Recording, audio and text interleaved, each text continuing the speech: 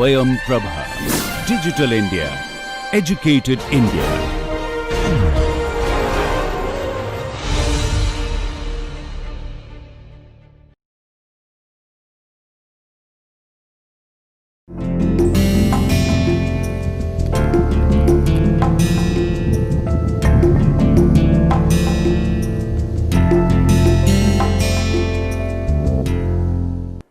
नमस्कार।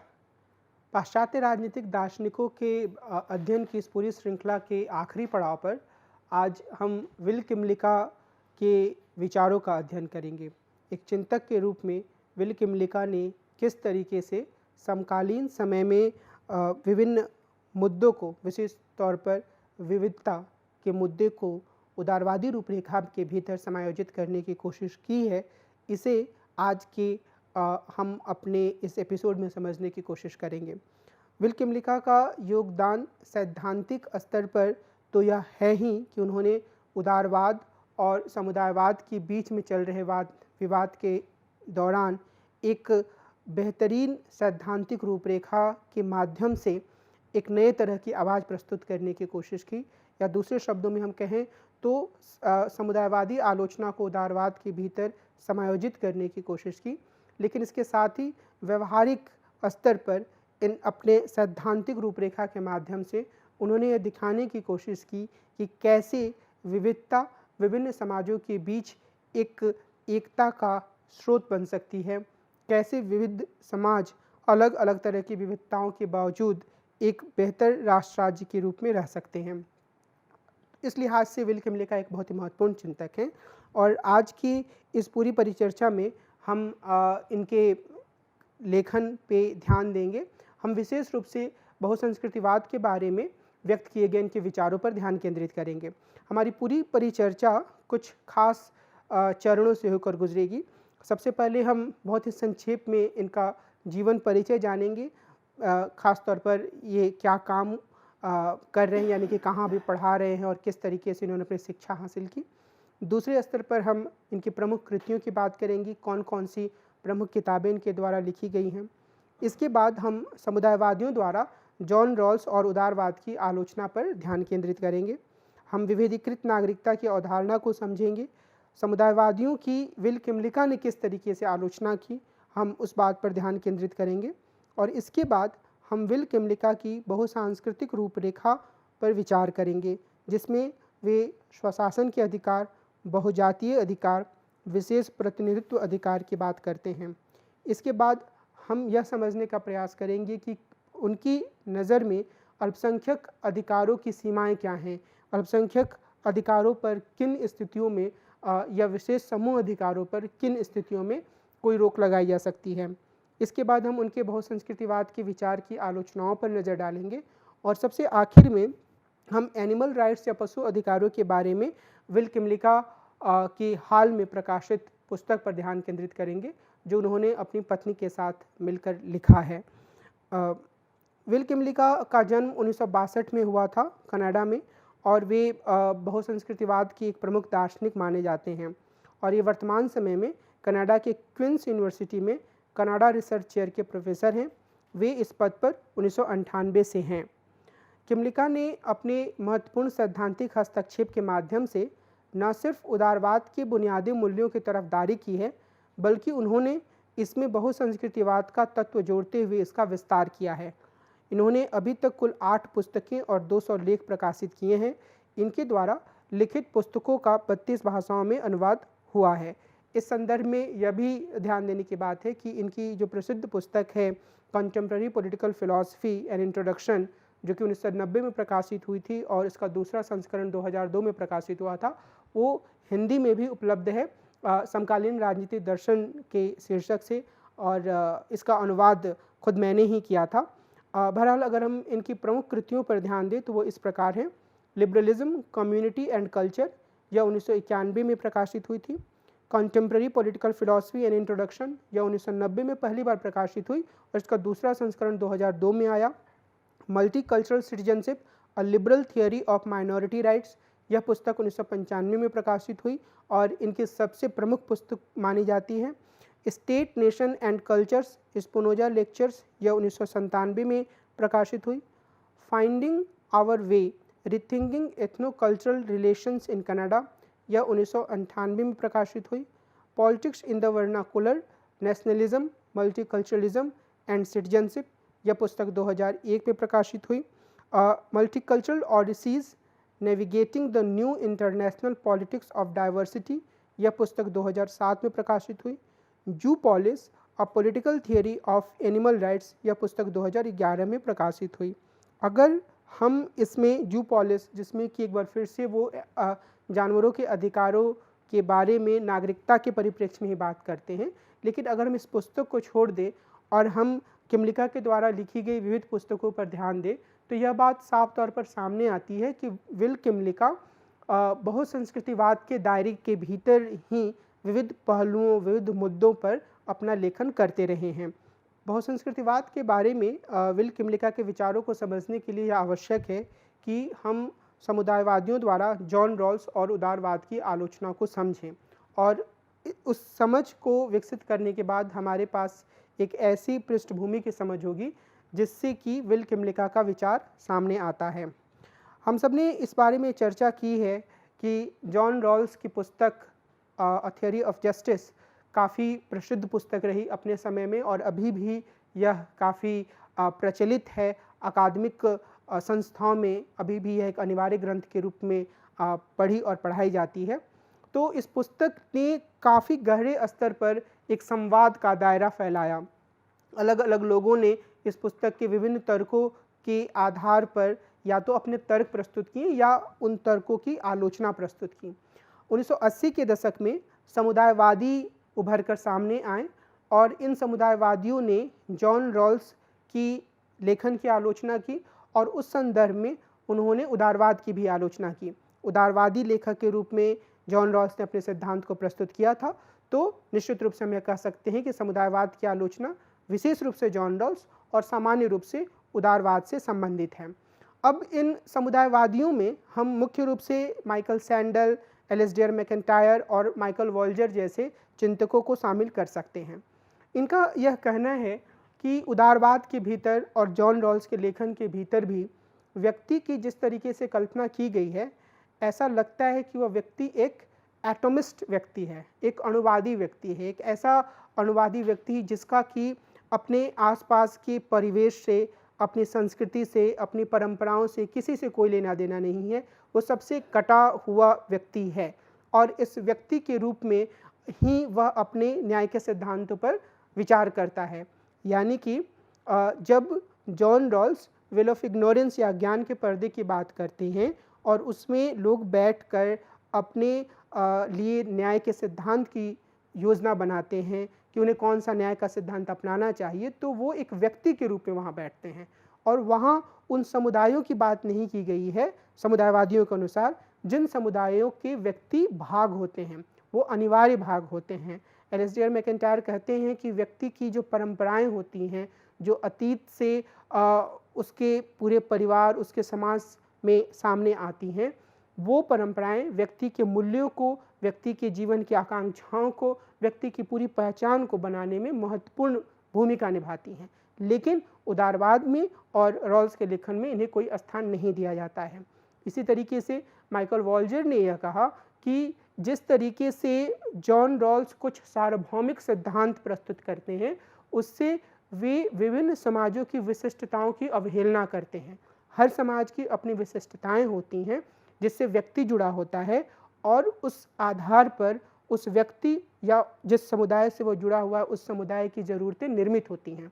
अब अगर हम किसी खास समाज और वहाँ रहने वाले व्यक्तियों की ज़रूरतों को पूरा करना चाहते हैं, तो हम अगर कोई सार्वभौमिक सिद्धांत पूरी दुनिया में लागू करेंगे तो ऐसा नहीं हो पाएगा, और हमें अलग से उस पर उस समाज पर, उस समुदाय पर ध्यान देना होगा। वे यह कहते हैं कि अगर हम सार्वभौमिक सिद्धांत अपनाते हैं तो हम सीधे तौर पर विभिन्न समुदायों की आवश्यकताओं, उनकी ज़रूरतों, उनकी इच्छाओं की अवहेलना करते हैं।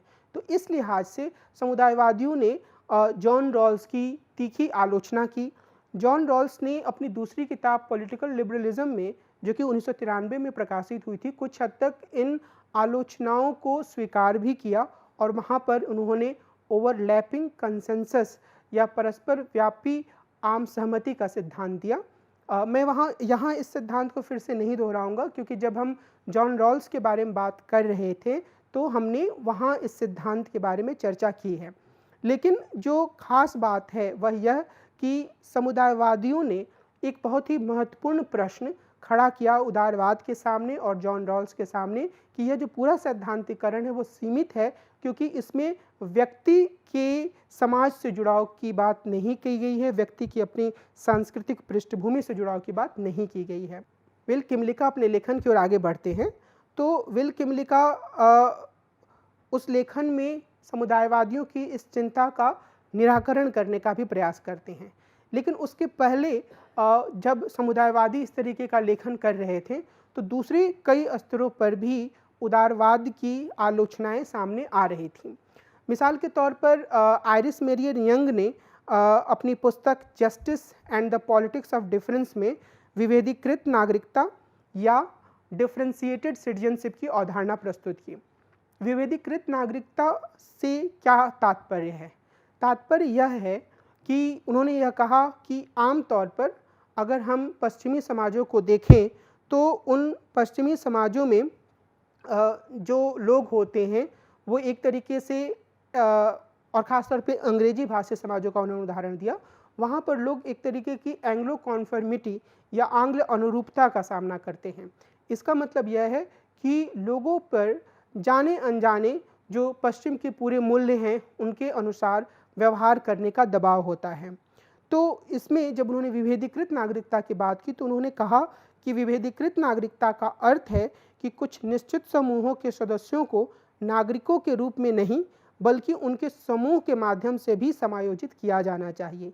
यह माना जाना चाहिए कि वे कुछ खास समूहों के सदस्य हैं। यंग ऐसे समाजों की आलोचना करती हैं जहां कुछ समूहों को विशेषाधिकार प्राप्त होते हैं और कई अन्य समूह दमन का शिकार होते हैं। विशेष रूप से अल्पसंख्यक समूहों को अपनी विशिष्ट पहचानों को पीछे छोड़ने के दबाव का सामना करना पड़ता है। और यह जो विशेषाधिकार है कई बार वह जो डिफरेंस ब्लाइंडनेस जिसे हम कह सकते हैं, विविधों के प्रति आंख मूंद लेना की प्रवृत्ति जो उदारवादी समाजों में थी उससे उत्पन्न होती थी। इसका अर्थ क्या है? इसका अर्थ यह है कि एक उदारवादी राज्य यह कहता है कि उसे इस बात से कोई मतलब नहीं है कि कोई व्यक्ति किस जाति का है, किस धर्म का है, किस लिंग का है, उसकी जातीयता कौन सी है, एथनिसिटी कौन सी है, वो उसके लिए सभी लोग समान हैं। लेकिन जब उदारवादी राज्य ऐसा कहता है तो उसके साथ ही एक ऐसी स्थिति समाज में सामने आती है जहाँ पर जो लोग एक भाषा को बोलने वाले हैं और अगर वो बहुमत में हैं तो पूरे सार्वजनिक जीवन पर उनका दबदबा हो जाता है। और जिन समूहों को मानने वाले या जिन समूहों से जुड़े 5 लोग, 7 लोग, 10 लोग हैं, वो समूह खुद ब खुद अल्पसंख्या में आ जाते हैं और उन्हें यह इस दबाव का सामना करना पड़ता है कि वो अपने समूह के मान्यताओं, मूल्यों को छोड़ दें और जो बहुमत की मूल्य है, मान्यताएं हैं, उन्हें ही अपनाएं, उन्हीं के हिसाब से अपने जीवन को आगे बढ़ाएं। तो इस लिहाज से जो एक दबाव का सामना करना पड़ता है अल्पसंख्यक समूहों को, उससे बचने का रास्ता आयरिस मेरियन यंग के अनुसार यही है कि डिफरेंशिएटेड सिटीजनशिप या विभेदीकृत नागरिकता को मान्यता दी जाए और कुछ जो नागरिक हैं, जो अल्पसंख्यक हैं, उन्हें उनके समूहों के सदस्यों के रूप में भी मान्यता दी जाए। जब विल किमलिका अपने लेखन को आगे बढ़ाते हैं और अपने अलग अलग पुस्तकों में उन्होंने इस बात को रखा है, पर विशेष रूप से हम यहाँ जिस पुस्तक पर ध्यान केंद्रित कर रहे हैं वह मल्टीकल्चरल सिटीजनशिप पुस्तक है जो 1995 में प्रकाशित हुई थी। पर उसके पहले भी उन्होंने काफ़ी हद तक इन बिंदुओं पर विचार करना आरंभ कर दिया था कि किस तरीके से जो समुदायवादी उदारवाद की आलोचना कर रहे हैं उन्हें देखा जा सकता है, किस तरीके से इन आलोचनाओं को उदारवाद के दायरे के भीतर समायोजित किया जा सकता है।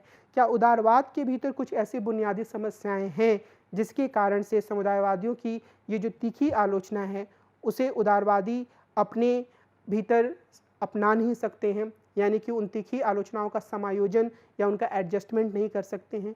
इन सभी पहलुओं पर किमलिका अपनी पहली पुस्तक के प्रकाशन से ही विचार करने लगे थे। किमलिका का यह कहना है कि जो समुदायवादी हैं वो उदारवाद की कुछ हद तक गलत समझ रखते हैं। उदारवाद विल किमलेका के अनुसार व्यक्ति द्वारा अपनी तार्किकता के आधार पर अपने लिए जीवन लक्ष्यों को चुनने और उनमें संशोधन करने का अधिकार देता है। यानी उदारवाद यह मानता है कि अगर मैं एक व्यक्ति हूँ तो मुझे यह अधिकार है कि मैं किसी भी परंपरा को, किसी भी सामाजिक व्यवस्था को, किसी भी पहले से बनी आ रही नीति या किसी पहले से चली आ रही व्यवस्था को प्रश्नांकित करूं, उस पर सवाल उठाऊं, और अगर मुझे ये लगता है कि वो समस्यापूर्ण है तो मैं उसे ना मानूं। लेकिन विल किमलिका का यह कहना है कि ऐसा कहने से वह एक अणुवादी सिद्धांत का समर्थक नहीं हो जाता है। ऐसा कहने से उदारवाद का यह अर्थ नहीं है कि व्यक्ति को समाज से कोई लेना देना नहीं है। उदारवाद ऐसा कहने मात्र से समुदाय के अस्तित्व को नहीं नकारता है, क्योंकि व्यक्ति को जो स्वतंत्रता दी जाती है वो समुदाय के भीतर स्वतंत्रता दी जाती है, उदारवाद के भीतर, उदारवाद में भी। यानी कि जो मुख्य जोर है वह इस बात पर है कि आखिरकार व्यक्ति ही यह तय करेगा कि कौन सा लक्ष्य समाज के भीतर, समुदाय के भीतर, कौन सा लक्ष्य, कौन सा रास्ता या कौन सी जीवन पद्धति उसके लिए सही है। तो वो ये सारा काम समुदाय के भीतर ही करेगा, वो एक अलग से दुनिया बसाकर ऐसा नहीं करेगा। उदारवाद ना तो ऐसी बात कहता है और ना ही उसके भीतर इस तरीके के तर्क की कोई गुंजाइश दिखती है।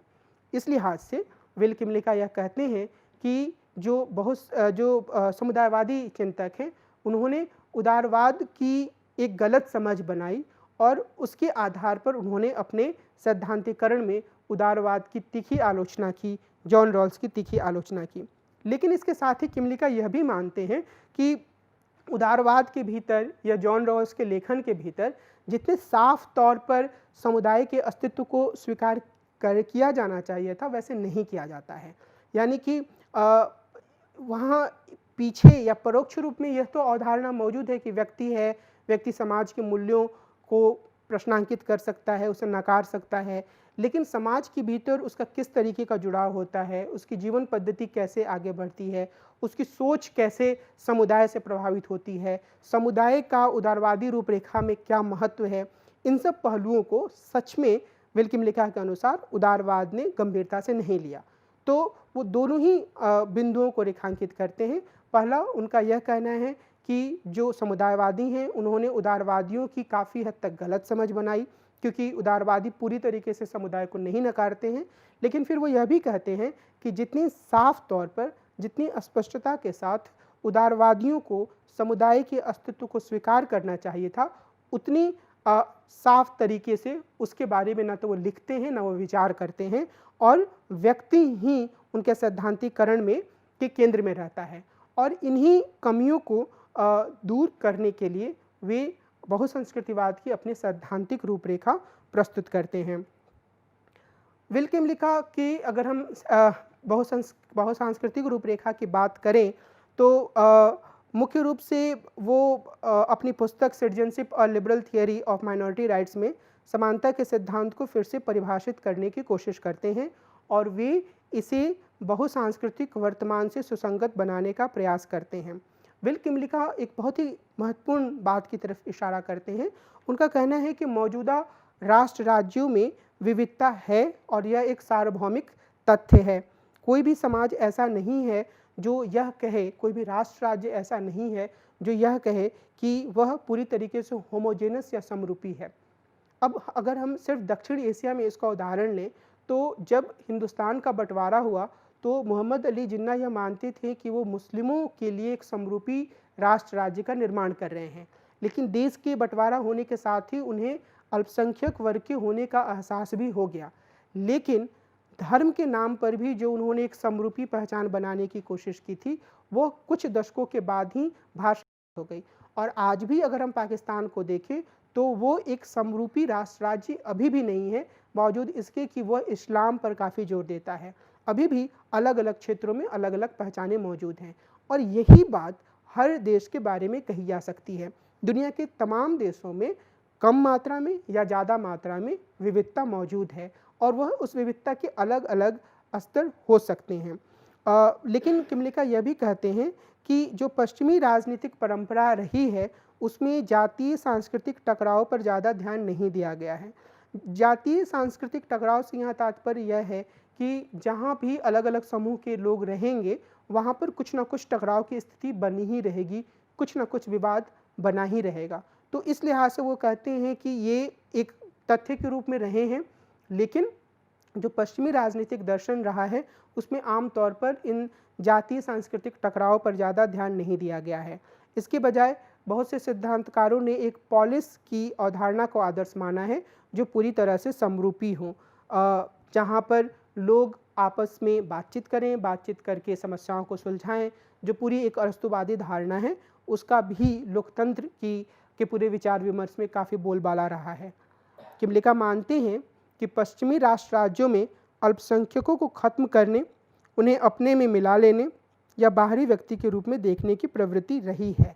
और अगर हम फ्रांस का उदाहरण लें, तो वहाँ पर जो फ्रेंच भाषी लोग तो पहले तो अल्पसंख्यक में थे, लेकिन धीरे धीरे उन्होंने इस तरीके से फ्रेंच भाषा को थोपा कि अल्पसंख्यक बहुसंख्यक बन गए और जो बाकी लोग बचे उनका कुछ खास अस्तित्व नहीं बचा। तो इस तरीके की प्रवृत्ति कई पश्चिमी देशों में देखी जा सकती है, जहाँ पर एक खास तरह की पहचान के आधार पर बाकी उन समूहों को या तो बहिष्कृत किया गया समाज से, या उन्हें पूरी तरीके से साफ करने की कोशिश की गई, या उनका एसिमिलेशन कर लिया गया, अपने में मिला लिया गया। यानी कि उनकी जो अपनी अलग से पहचान है, उसको वो पहचान कायम रहे, इस पर कोई ध्यान नहीं दिया गया। किमलिका ने उदारवादी रूपरेखा के भीतर अल्पसंख्यक अधिकारों की अवधारणा को समायोजित करने का प्रयास किया है।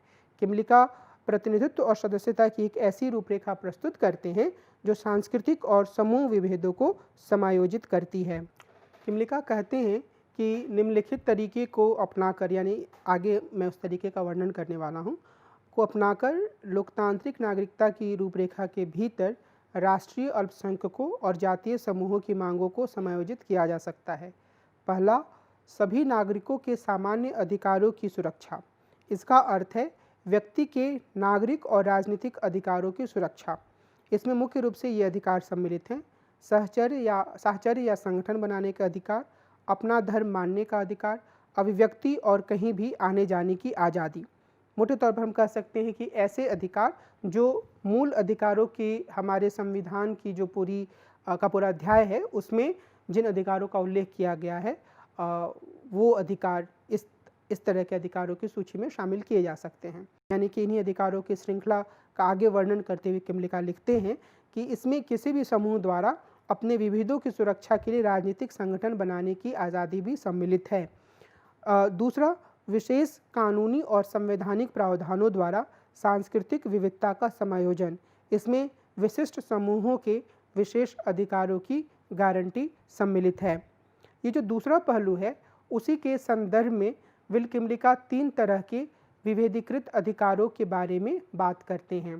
पहला स्वशासन का अधिकार है। अब ये जो स्वशासन का पूरे अधिकार की जो पूरी परिकल्पना है, उसके साथ राष्ट्रीय अल्पसंख्यक की एक अवधारणा जुड़ी हुई है। और राष्ट्रीय अल्पसंख्यक का यहाँ पर अर्थ यह है कि जो राष्ट्रीय अल्पसंख्यक होते हैं, वो किसी देश में का एक बड़ा जनसमूह हो सकता है जो एक खास भौगोलिक हिस्से में रहता है, या फिर इसमें ऐसे अल्पसंख्यक भी हो सकते हैं जो देश के कई भागों में बिखरे हुए हैं। इन अल्पसंख्यक समूहों का यह दावा होता है कि जब राष्ट्र राज्य बन रहा था, जब उसका निर्माण किया गया, तो इसमें उनकी सहमति नहीं ली गई, या फिर उनकी सहमति ली गई तो उनके विशेष अधिकारों को मान्यता देने की बात कही गई। तो वे यह मांग करते हैं कि उन्हें अपने हिसाब से, अपनी मान्यताओं के हिसाब से, अपनी सोच समझ के हिसाब से अपनी व्यवस्था का संचालन करने का अधिकार मिलना चाहिए। और इसमें राजनीतिक स्वायत्तता का या भूक्षेत्रीय अधिकार, टेरिटोरियल राइट जिसे हम कह सकते हैं, उसको मान्यता देने की मांग सम्मिलित होती है। और जब ये राष्ट्रीय अल्पसंख्यकों को जो अधिकार दिया जा सकता है, किमलिका के अनुसार वह स्वशासन का अधिकार है। और इसमें जो राष्ट्रीय अल्पसंख्यक होते हैं, उन्हें इस बात की स्वतंत्रता होती है कि वे संघीय संरचना के भीतर संघीय उप इकाइयों के रूप में अपनी सीमा के भीतर कुछ स्वायत्तता हासिल करें और उस स्वायत्तता के माध्यम से अपने व्यवस्था का संचालन करें। अब अगर हम इसके उदाहरण के रूप में देखें तो कनाडा में क्यूबेक प्रांत के लोगों को अपनी फ्रेंच भाषा में शिक्षण और अन्य काम करने की स्वतंत्रता मिली हुई है। क्यूबेक प्रांत का जो पूरा उदाहरण है वह अपने आप में काफ़ी अनूठा उदाहरण है, क्योंकि आमतौर पर पूरा कनाडा अंग्रेजी भाषी है, लेकिन जो उसका सबसे बड़ा प्रांत है यानी कि क्यूबेक, वहाँ पर फ्रेंच भाषी लोग रहते हैं। और ये फ्रेंच भाषी लोग ऐतिहासिक रूप से यह मांग करते आए हैं कि उन्हें अपनी भाषा यानी कि फ्रेंच भाषा में ही काम करने का अधिकार हो, शिक्षा पाने का अधिकार हो, यहाँ तक कि सार्वजनिक दायरे में भी जैसे कि दुकानों की होर्डिंग्स इत्यादि के रूप में उन्हें इस भाषा का प्रयोग करने की अनुमति मिले। और यह मांग अंग्रेजी भाषी कनाडा के साथ हमेशा से ही एक तनाव या टकराव का कारण रहा है। लेकिन कई सारे समझौतों के बाद, लंबी प्रक्रियाओं के बाद अब जो कनाडा के जो क्यूबेक में रहने वाले लोग हैं जो फ्रेंच भाषा बोलते हैं, उन्हें अपनी भाषा के हिसाब से अपने जीवन का संचालन करने की एक अनुमति या स्वायत्तता मिल गई है। यानी कि उनके ऊपर अब अंग्रेजी भाषा नहीं थोपी जा रही है और उन्हें यह अधिकार है कि वे फ्रेंच भाषा के माध्यम से अपने देश या अपने राज्य के भीतर तमाम तरह की गतिविधियां, क्यूबेक प्रांत के भीतर तमाम तरह की गतिविधियों का संचालन कर सकें। तो अगर हम राष्ट्रीय अल्पसंख्यक अधिकारों में राष्ट्रीय अल्पसंख्यकों के लिए जो स्वायत्ता अधिकार है, उसे हम अगर अपने देश के संदर्भ में देखें तो हम यह कह सकते हैं कि हमारे देश के संविधान में भी बहुत से राज्यों के लिए कुछ विशेष प्रावधान किए गए हैं, जहां कुछ हद तक स्वायत्तता के अधिकार भी मिले हुए हैं। पहले जो धारा 370 थी, उसके माध्यम से जम्मू और कश्मीर प्रांत को मिले अधिकार को भी इसी श्रेणी में रखा जा सकता है। लेकिन चूंकि अब धारा 370 नहीं है, तो हम कुछ अन्य उदाहरण भी देख सकते हैं जो अभी भी हमारे संविधान में मौजूद हैं। पूर्वोत्तर के जो राज्य हैं, उनमें से कई राज्यों के लिए विशेष सुविधाएं हैं। इसके अलावा 5वीं अनुसूची और 6ठी अनुसूची में हिंदुस्तान के यानी कि हमारे देश के जो भाग आते हैं, उनके लिए काफ़ी हद तक स्वायत्त शासन की व्यवस्था की गई है। मिसाल के तौर पर जो अनुसूची 5 है हमारे संविधान का, उसमें वो क्षेत्र आते हैं जो कि उत्तर पूर्व के नहीं हैं, लेकिन वो ऐसे क्षेत्र हैं जहाँ पर आदिवासी रहते हैं। तो वर्तमान समय में हमारे देश के 10 राज्यों में 5वीं अनुसूची के क्षेत्र हैं। कोई भी राज्य ऐसा नहीं है जहाँ पर सभी इलाकों को 5वीं अनुसूची में शामिल कर दिया गया है, लेकिन छत्तीसगढ़ और झारखंड में 5वीं अनुसूची में बहुत सारे जिले सम्मिलित हैं। और इनके अलावा और भी कई राज्य हैं, कुल मिलाकर 10 राज्य हैं जिनमें 5वीं अनुसूची के क्षेत्र हैं। यहाँ लोगों को यह अधिकार है कि वे अपने तरीके से अपने जीवन को गुजारें। राज्यपाल जो राज्यों के होते हैं, उन्हें यह निर्देश दिया गया है इस अनुसूची के अनुसार कि वह इस बात को देखें कि संसद या विधानसभाओं के द्वारा बना हुआ कोई भी कानून इन क्षेत्रों में बिना किसी जांच के लागू ना हो।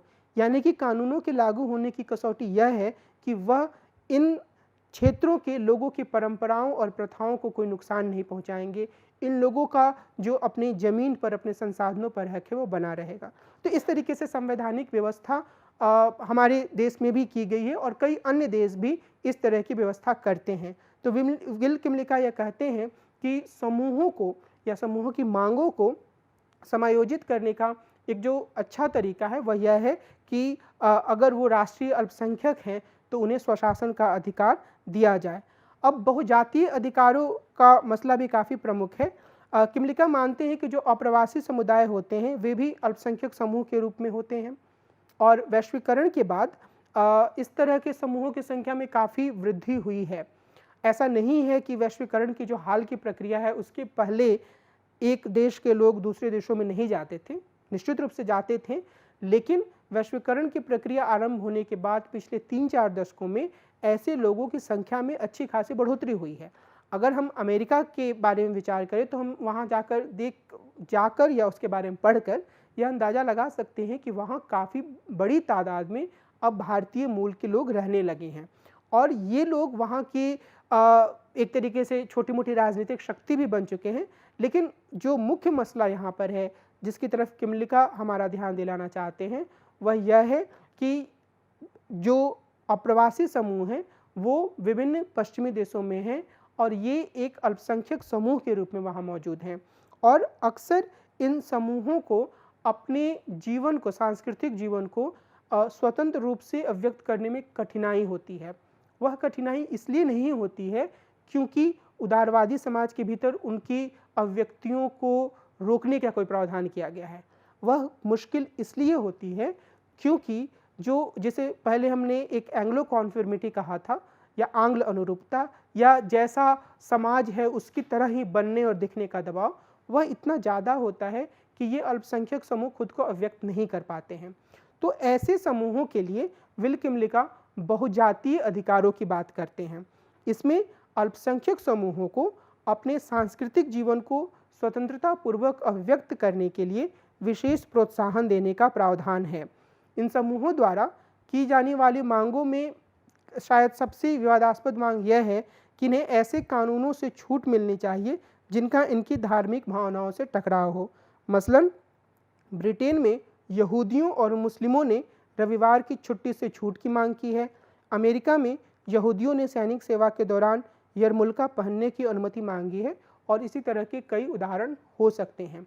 लेकिन जो बहुजातीय अधिकार है उसके पीछे जो मुख्य तर्क है वह यही है कि ऐसा करने से अल्पसंख्यक समुदाय उदारवादी समाज के भीतर बहिष्करण का शिकार नहीं होंगे, बल्कि वे खुद अपनी सांस्कृतिक प्रतीकों को सामने ला पाएंगे, अपने सांस्कृतिक जीवन के माध्यम से अपने सांस्कृतिक मूल्यों को जीवंत बना पाएंगे और इससे जो एक पश्चिमी समाज है या कोई भी समाज जहाँ पर इस तरीके का समूह है वह ज़्यादा जीवंत और लोकतांत्रिक हो पाएगा।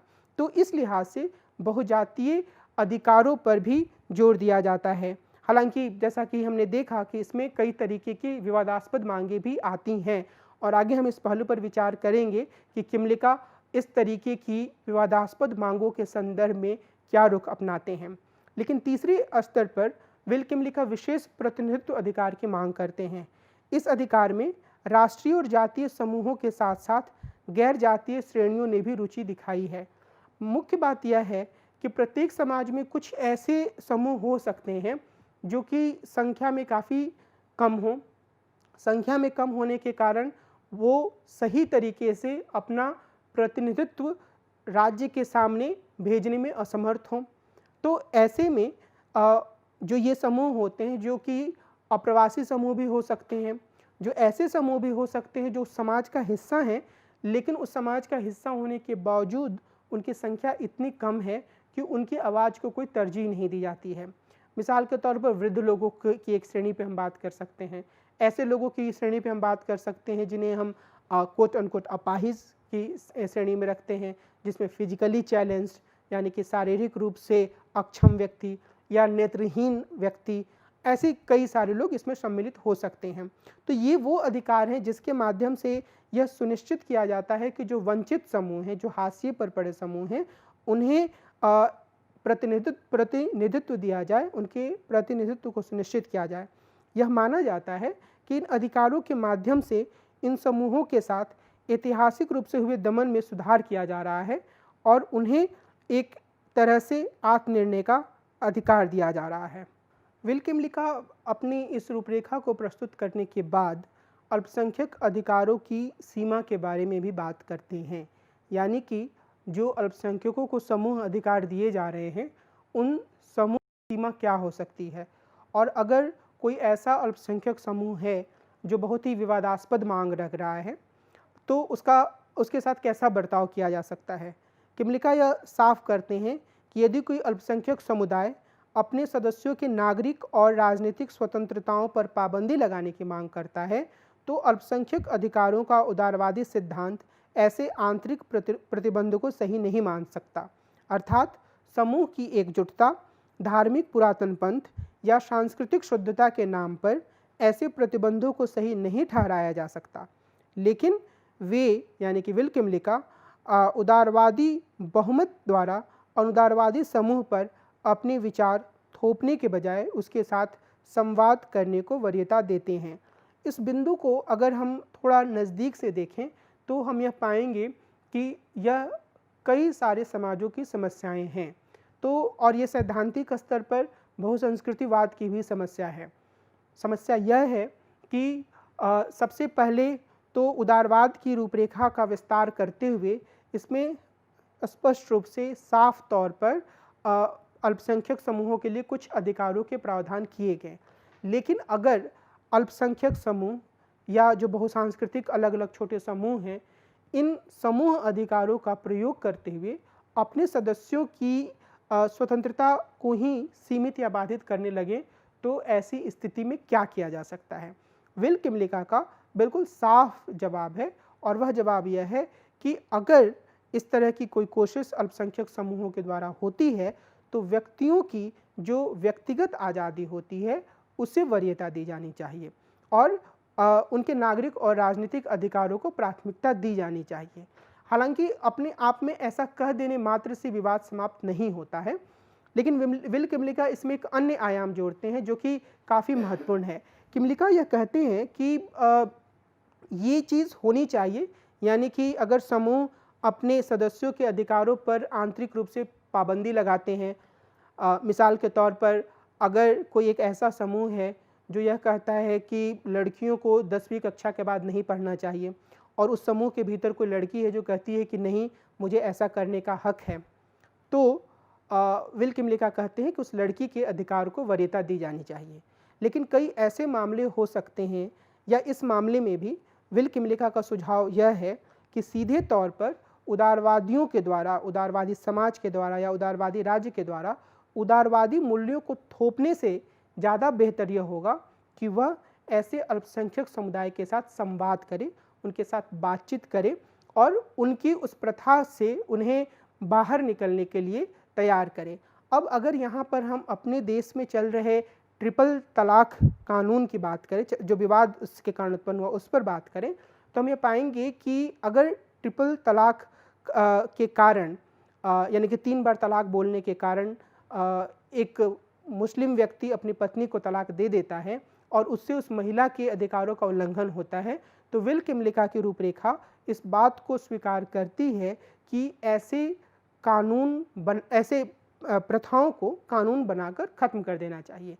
लेकिन उसके आगे बढ़ते हुए किमलिका यह भी बोलते हैं कि सीधे तौर पर उदारवादी मूल्यों का आरोपण करने से ज़्यादा अच्छा यह होगा कि संवाद किया जाए और संवाद करके इस तरह की कुप्रथाओं से या इस तरह के व्यवहारों से निकलने के लिए उस अल्पसंख्यक समूह को तैयार किया जाए।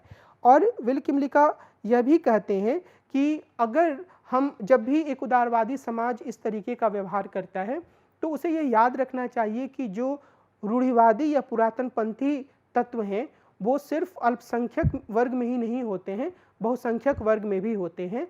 और इस लिहाज से उदारवादी राज्य या उदारवादी समाज या उदारवादियों को इस बात के प्रति जागरूक रहना चाहिए कि जिस तरीके का दृष्टिकोण वो अल्पसंख्यक समूहों में व्यक्तियों के अधिकारों से संबंधित विवाद पर ले जा रहे हैं, उसी तरीके का दृष्टिकोण वो वहाँ भी लागू करें जहाँ बहुसंख्यकों का मसला है।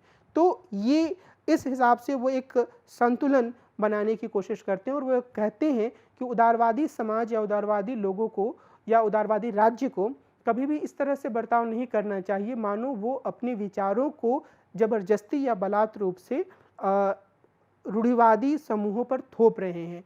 इससे बेहतर संवाद का रास्ता है। एक जो दूसरी बात सामने आती है वो यह कि विल किमलिका इस तर्क को नकारते हैं कि जो ग्रुप डिफरेंशिएटेड राइट्स होते हैं, समूह विभेदीकृत अधिकार होते हैं, वे अस्थायी सामाजिक व्यवस्था के लिए आवश्यक जो पहचान होती है, शेयर्ड आइडेंटिटी, सहभागी पहचान जो होती है, उसके विकास को ये अधिकार रोकते हैं। किमलिका मानते हैं कि ऐसा नहीं है। उनका यह कहना है कि असल में ये ऐसी पहचान को बढ़ावा देने में सहायक या मददगार हो सकते हैं, क्योंकि जब बहुत सारे लोगों के, बहुत सारे समूहों की मांगों को स्वीकार किया जाता है, उन्हें उस तरीके से अधिकार दिए जाते हैं, तो वो एक सहभागी पहचान से खुद को जुड़ा हुआ पाते हैं। किमलिका के अनुसार यदि उनके अधिकारों से उनको वंचित किया जाता है, तो वो उस सहभागी पहचान या राष्ट्र राज्य की पहचान या राष्ट्रवाद की पहचान से खुद को और अलग पाते हैं। तो यह अधिकारों को देना या उनकी मांगों को समायोजित करना एक अस्थायी पहचान या एक सहभागी पहचान के निर्माण की दिशा में एक बेहतर कदम होगा, ऐसा किमलिका मानते हैं। स्टॉप। बहुसंस्कृतिवाद और विल किमलिका की इसके बारे में प्रस्तुत की गई रूपरेखा की कई स्तरों पर आलोचना भी हुई है।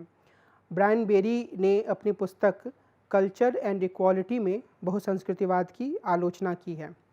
ब्रायन बेरी दो स्तरों पर इसकी आलोचना करते हैं और वे यह कहते हैं कि यह जो बहुसंस्कृतिवाद की अवधारणा है वह बहुत से समुदायों के अत्यंत रूढ़िवादी व्यवहारों को संरक्षण देने का एक साधन बन जाता है और वे यह भी कहते हैं कि इसमें जिस तरीके से आर्थिक मुद्दों पर ध्यान दिया जाना चाहिए वो नहीं दिया जाता, या अगर हम ज़्यादा साफ तौर पर कहें तो उनका यह कहना है कि पहले स्तर पर कि अगर बहुसांस्कृतिक रूपरेखा को अपनाया जाता है तो उसमें समूहों को अधिकार दिया जाता है और वो समूह कई बार अपने बहुत गलत तरह की प्रथाओं को भी कायम रख सकते हैं। अब अगर किमलिका के मॉडल को देखें तो किमलिका का मॉडल यह कहता है कि दरअसल व्यक्ति के अधिकारों को मान्यता दी जाएगी अगर व्यक्ति और समूह के अधिकारों में टकराव सामने आता है तो। लेकिन उस स्थिति में क्या हो सकता है जब किसी समुदाय के भीतर से इस तरह की कोई आवाज़ ही ना आए तो इस लिहाज से हम यह कह सकते हैं कि एक खतरा मौजूद है कि जो बहुत ही नृशंस किस्म की प्रथाएं हैं, बहुत ही गलत किस्म की प्रथाएं हैं, वो समूह अधिकारों के रूप में कायम रह सकती हैं बहुसंस्कृतिवाद के कारण। और दूसरे स्तर पर जो आर्थिक मुद्दे हैं, जो आर्थिक असमानता का मुद्दा है, वह बहुत ही महत्वपूर्ण मुद्दा है। यानी कि सांस्कृतिक पहचान एक चीज़ है, लेकिन उतनी ही महत्वपूर्ण चीज़ यह भी है कि समाज में किन समूहों के पास संसाधन है, किन समूहों के पास संसाधन नहीं है, कौन से ऐसे समूह हैं जिनके पास जीवन जीने की तमाम सुविधाएं हैं और उसके अलावा भी बहुत ज़्यादा पैसा है, और कौन से ऐसे समूह हैं जो अपने जीवन से जुड़ी हुई बुनियादी चीज़ों के लिए भी संघर्ष कर रहे हैं। तो ये जो पूरा प्रश्न है, ब्रायन बेरी मानते हैं कि इस पूरे प्रश्न पर बहुसंस्कृतिवाद के भीतर कोई विवेचना नहीं की जाती है और ऐसा माना जाता है या ऐसा दिखाया जाता है मानो सांस्कृतिक प्रश्न को, सांस्कृतिक पहचान के प्रश्न को अगर समाधान कर दिया गया तो हर तरह की चीज़ों का या हर तरह की समस्याओं का या हर तरह के प्रश्नों का समाधान हो गया।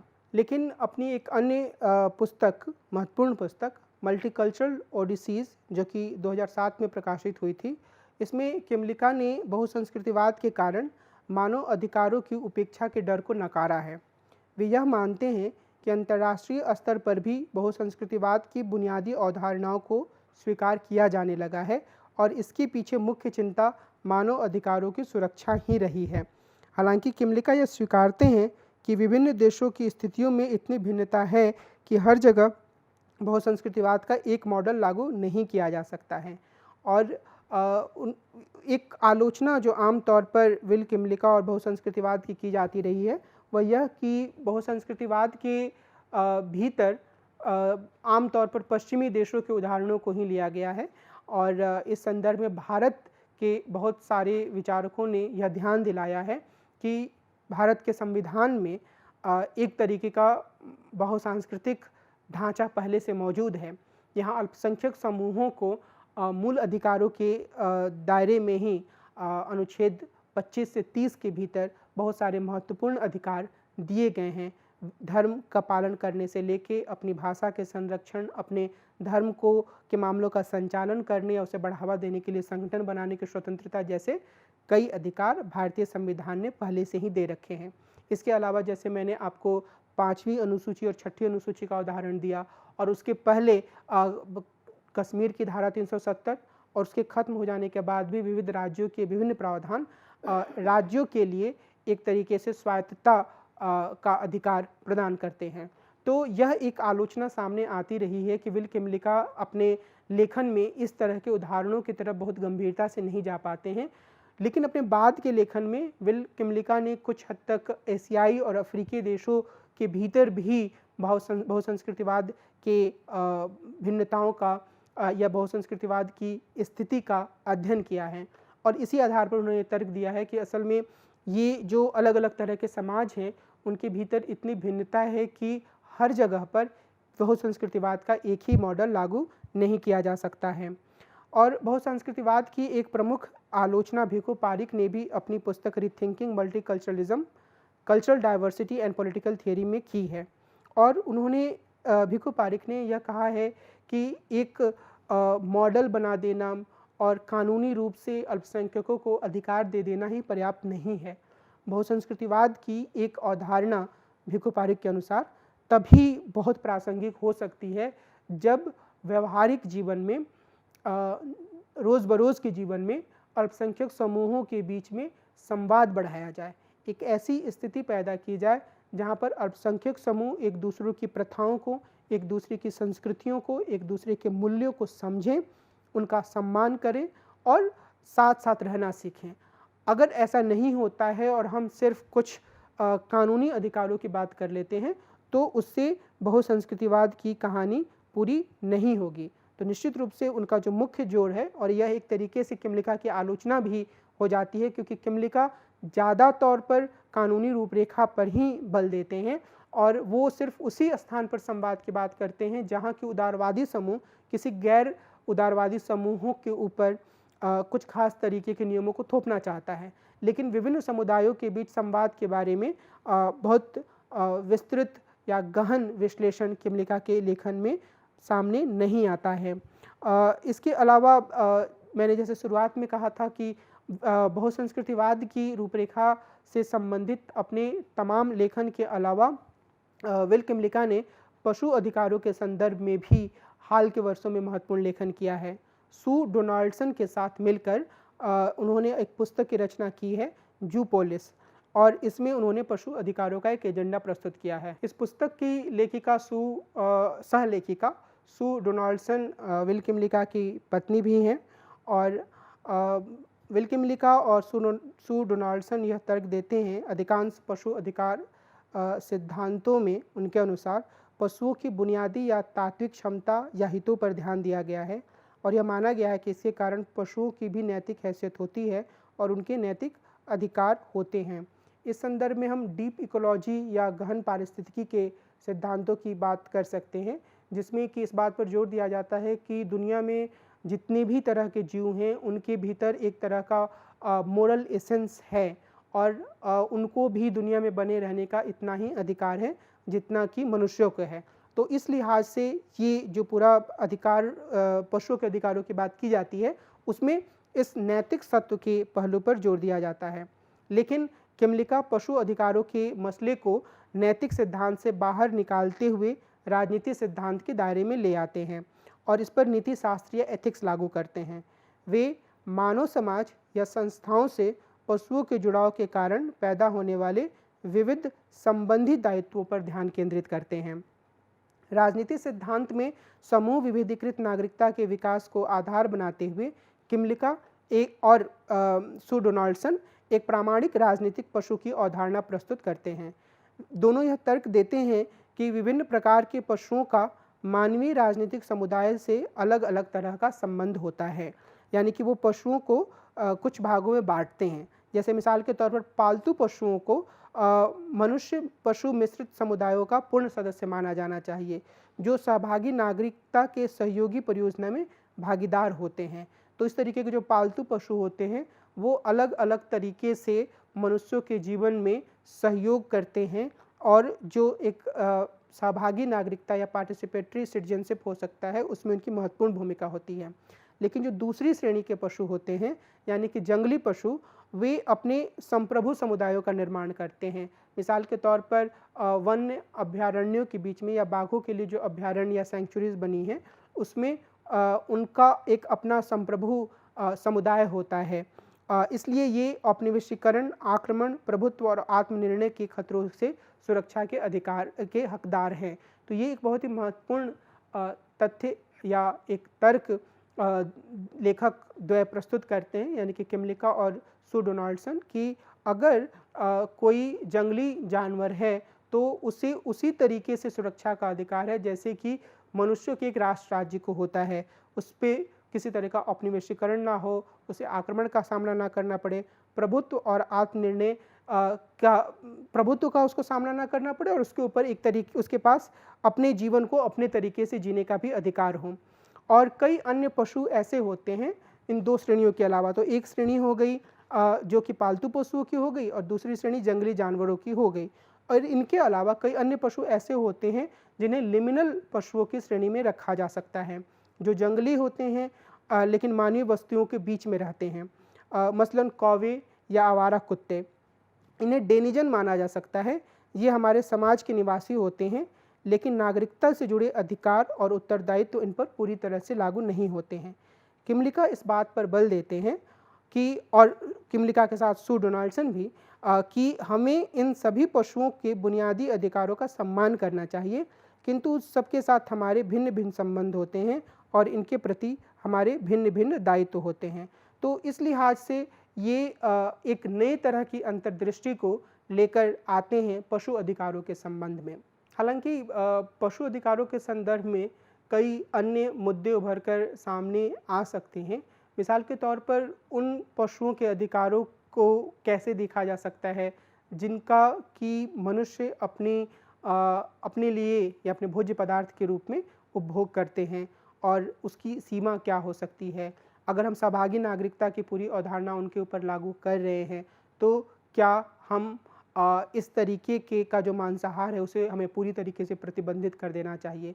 और ऐसे ही कई अन्य सवाल हैं जो कि किमलिका के लेखन से उभरते हैं। लेकिन इस बात में कोई शक की गुंजाइश नहीं है कि जो जू पॉलिस बुक है उसने पशु अधिकारों के संदर्भ में राजनीति सिद्धांत के दायरे में एक नए तरह के चिंतन को आगे बढ़ाया है। अगर हम एक राजनीतिक दार्शनिक के रूप में विल किमलिका के लेखन को देखें, इसका मूल्यांकन करें, तो हम निश्चित रूप से कुछ बुनियादी चीज़ों को रेखांकित कर सकते हैं। एक जो पहली बात है वह यह है कि इनका पूरा लेखन उदारवाद के दायरे के भीतर है, और इस दायरे के भीतर ये उदारवाद की कई बार तरफदारी करते हैं और उसे समुदायवादी आलोचनाओं से और अन्य कई तरह की आलोचनाओं से बचाने की कोशिश करते हैं। बचाने का अर्थ यहाँ पर यह है कि वो ऐसे तर्क निर्मित करते हैं जिसके माध्यम से वे दर्शाना चाहते हैं कि असल में उदारवादी मूल्य अपने आप में काफ़ी महत्वपूर्ण हैं। और दूसरे स्तर पर इनकी कोशिश यह रही है कि जो सीमाएं उदारवाद के सामने आई हैं उन सीमाओं को समझते हुए, साफ तरीके से प्रस्तुत करते हुए उन सीमाओं का विस्तार किया जाए। यानी कि जैसे समुदायवादियों ने कुछ सीमाएं उदारवाद की बताई, तो अपने पूरे लेखन में सैद्धांतिक स्तर पर उन्होंने यह कोशिश की कि उन आलोचनाओं को उदारवाद के दायरे के भीतर समायोजित किया जाए। और बहुसंस्कृतिवाद से संबंधित उनका संपूर्ण लेखन इसी प्रयास का नतीजा है। और इस प्रयास में वो बहुत ही सजगता के साथ एक मॉडल तैयार करते हैं जिसकी अपनी प्रासंगिकता अभी भी है, ख़ास तौर पर एक ऐसे दौर में जब हम देख सकते हैं कि ऐसी प्रवृत्तियों का उभार हो रहा है जो कि बहुत सांस्कृतिक अधिकारों को संदेह से देखती हैं। यानी कि एक ऐसे राष्ट्र राज्य के प्रति आकर्षण बढ़ रहा है दुनिया के बहुत सारे देशों में, जहाँ पर जो लोग पहले से उस देश में रहते आए हैं उन्हीं की अधिकारों को वरीयता दी जा रही है। मिसाल के तौर पर अगर हम संयुक्त राज्य अमेरिका में डोनाल्ड ट्रंप के शासन के दौरान हुए घटनाक्रमों पर ध्यान दें तो हम यह पाएंगे कि वहाँ अब बाहर से आने वाले लोगों को बहुत ही स्वागत के दृष्टिकोण से या स्वागत के नज़रिए से नहीं देखा जा रहा है। यह माना जा रहा है कि ऐसे लोगों के आने से खुद अमेरिका के लोगों के रोजगार को नुकसान पहुंच रहा है। तो यह एक ऐसी सोच है जो कि अप्रवासियों के अधिकारों को मान्यता देने के बजाय एक तरीके से उन्हें संदेह से देखने की प्रवृत्ति की ओर दिखाती है। उसी तरीके से कई सारे देशों में यह प्रवृत्ति भी बढ़ी है कि जो राष्ट्र राज्य का एक ऐसा विचार है जिसमें कि अल्पसंख्यक समूहों को जो कि विशेष अधिकार की मांग कर रहे हैं या कई बार जो राष्ट्र राज्य के दायरे से बाहर निकलने की मांग कर रहे हैं, उन्हें समायोजित करने से ज़्यादा उनके दमन पर जोर दिया जा रहा है। तो इस विचार के संदर्भ में भी एक तो किमलिका के विचारों की प्रासंगिकता सामने आती है, लेकिन इसकी सीमा भी दिखती है। और सीमा, जो सबसे महत्वपूर्ण सीमा है, वह यह है कि किमलिका इस बारे में बहुत विस्तार से नहीं बता पाते हैं कि ऐसी स्थिति में क्या किया जा सकता है जबकि उदारवादी मूल्यों की आड़ में कुछ ऐसे मूल्यों को बढ़ावा दिया जाए जिससे कि अल्पसंख्यक समूहों को संदेह के नज़र से देखा जाने लगे, या फिर ऐसी स्थिति में क्या किया जाए जबकि अल्पसंख्यक समूह समायोजन के लिए तैयार ना हो बल्कि वो पूरी तरीके से राष्ट्र राज्य से बाहर जाने पर अड़े हुए हों। और अगर ऐसी स्थिति में हिंसा का प्रयोग होता है तो निश्चित रूप से ये जो पूरी बहुसांस्कृतिक रूपरेखा किमलिका के द्वारा पेश की गई है, जो कि अब भी काफ़ी आलोचनाओं से घिरी हुई और संदेह से घिरी हुई लगती है, उसका फिर कोई खास मतलब नहीं रह जाएगा। तो एक लिहाज से बहुसांस्कृतिक रूपरेखा के लिए एक खास तरीके के उदारवादी समाज की आवश्यकता है।